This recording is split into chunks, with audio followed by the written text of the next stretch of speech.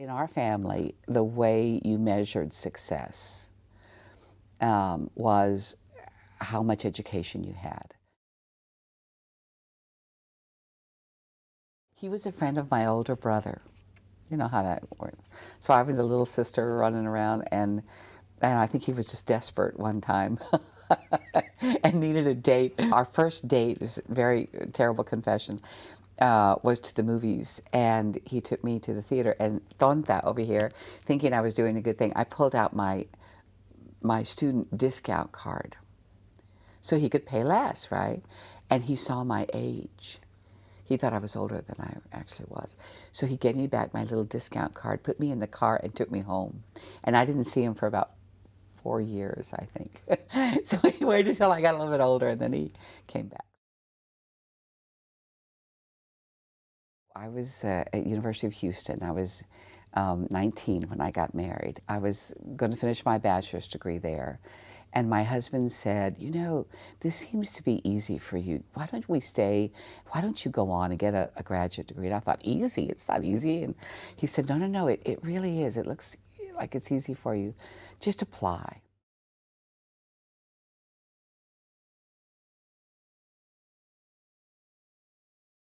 For some reason, I ended up in the finalist group. I'm sure it's because I was the only woman to apply, and they figured we better get one woman in the pool, you know, it'll look better. So I went through an interview, a terrible interview with guys, they were all men. Said, okay, you have to go on a trip with a male colleague. Do you both go on the same plane, and once you get there, do you stay in the same hotel? And I thought, are you kidding? I have gone, I have sweat, blood, and tears to get this degree, and now you're going to be asking me about, but I was polite, and I said I'm a member of many organizations, most of which are male-dominated. I've never had a problem, nor do I expect to now.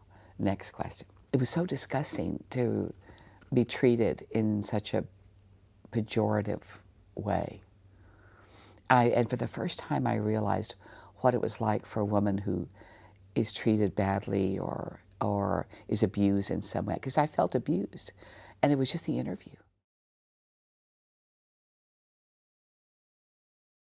I was prepared, but also because there were 2 women on the board of trustees at the time. And I'm convinced that had it not been for those 2 women persuading their male colleagues to give me a chance, that I never would have been given that chance. So I've been helped by women a great deal along the way. It said it was wrong, that the number of people that were in the border area that needed higher education far outweighed the resources, and that there was great inequity across the state with regards to distribution of those resources, and that it needed to be fixed. It gave us real money for about 10 years.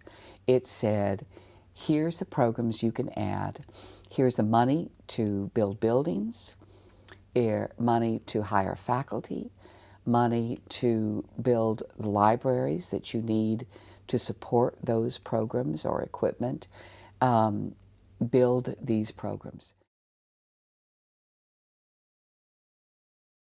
Finally, we had, I think, a united voice, loud voice, strong voice, well-documented voice, advocating for our needs. And we all felt a part of it. You know, it's like it just started, it just happened. It feels fresh, it's interesting, and